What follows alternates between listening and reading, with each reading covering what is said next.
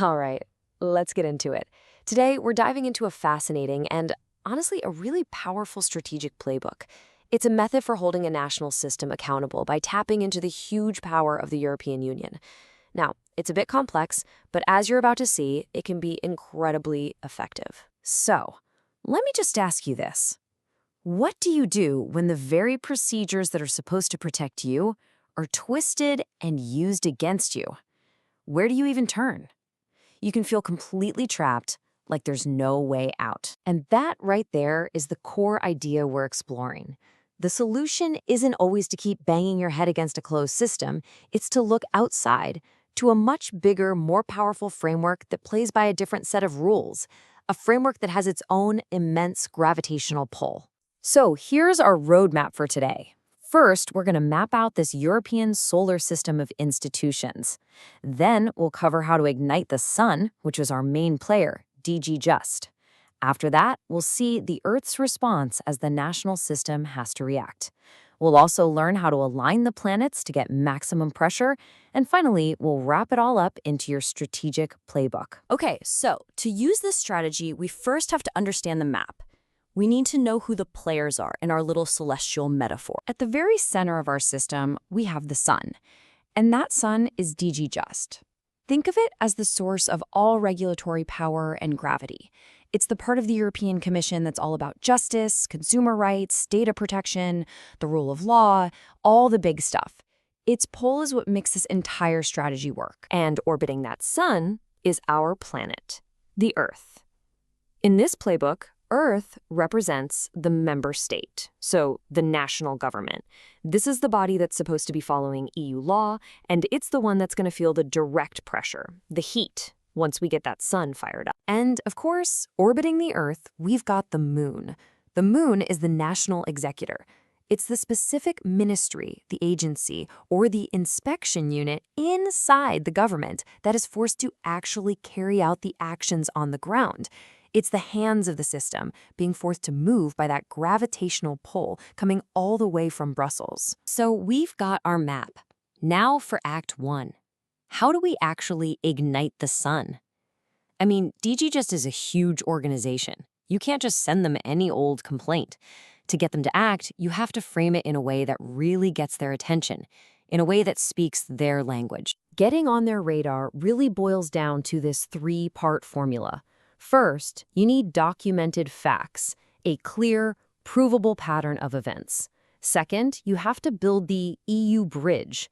You connect those facts directly to a specific breach of EU law, like GDPR or the Whistleblower Directive.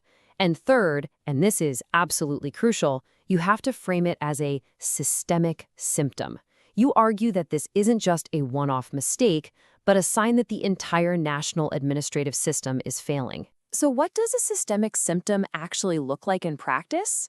Well, here's a perfect example from the source material, the expediente oculto, or the hidden file. This is when an administration literally creates a secret, parallel file on a person, stuffing it with biased info to build a case against them, all while ignoring official procedures. That's not just some clerical error. That is a deliberate perversion of due process. It's a sickness in the system. And look at the kind of documented fact you might use. According to the source, this was an official government email address used for hostile communications.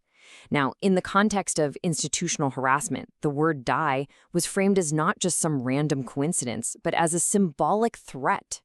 It's a chilling, powerful piece of evidence that shows the very nature of the systemic failure you're talking about. So what's the immediate goal here? What's the point of this perfectly crafted complaint? It's to trigger an EU pilot or an infringement procedure. This is the formal process where the European Commission officially turns to the member state, our Earth, and demands an explanation. It's the moment they say, we have some serious questions, and you need to give us answers. Now, okay, let's move on to Act 2.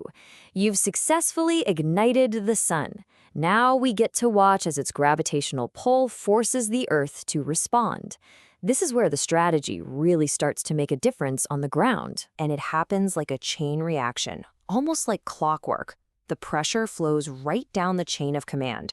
DG Just in Brussels sends a formal request to the member state's government.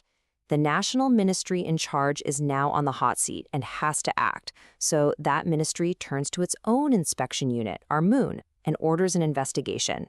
And then the Moon demands all the files, timelines, and justifications from the local authority where the problem actually happened. Suddenly, a closed, opaque local system is being forced to become transparent and create a real, concrete plan to fix things. And what does this national inspection, our Moon, start auditing? Exactly what you flagged in your complaint. It means they have to check for flawed procedures, illegal data processing under GDPR, failures to protect whistleblowers, potential acts of retaliation, shady documentation, everything. The light from the sun is now focused directly on the darkest corners of that national administration. Now, what's so brilliant about this is the strategic choice you have. Depending on which Moon you target, you can get different kinds of action. If the problem is flawed professional evaluations, you focus on the National Education Inspectorate. They can order those evaluations to be redone. But if the main issue is retaliation against a whistleblower, you target the National Whistleblower Protection Authority. They can order immediate protective measures. You get to choose the Moon that delivers the specific action you need most. Okay, now for Act 3.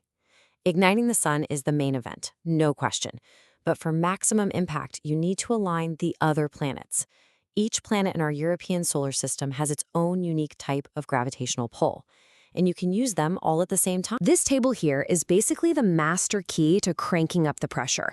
While DG Just applies that procedural pressure, you bring in the others. PETI, the Parliament's Petitions Committee, acts as a political megaphone to raise public awareness. OLAF, the Anti-Fraud Office, gives you financial leverage. If EU funds were misused, maybe by blocking a project that should have gotten funding, OLAF can investigate and even freeze payments. If there are signs of serious crimes, you bring in EPPO, the European Public Prosecutor.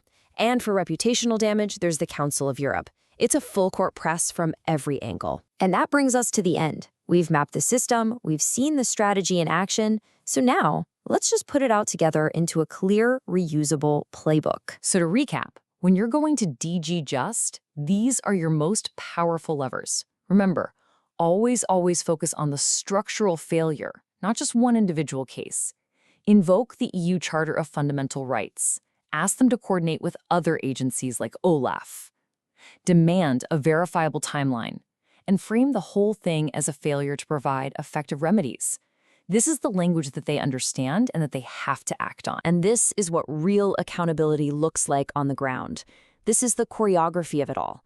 That EU pressure forces the national and regional bodies to actually coordinate. They have to name specific points of contact. They have to create a mirror file, a totally transparent record of everything.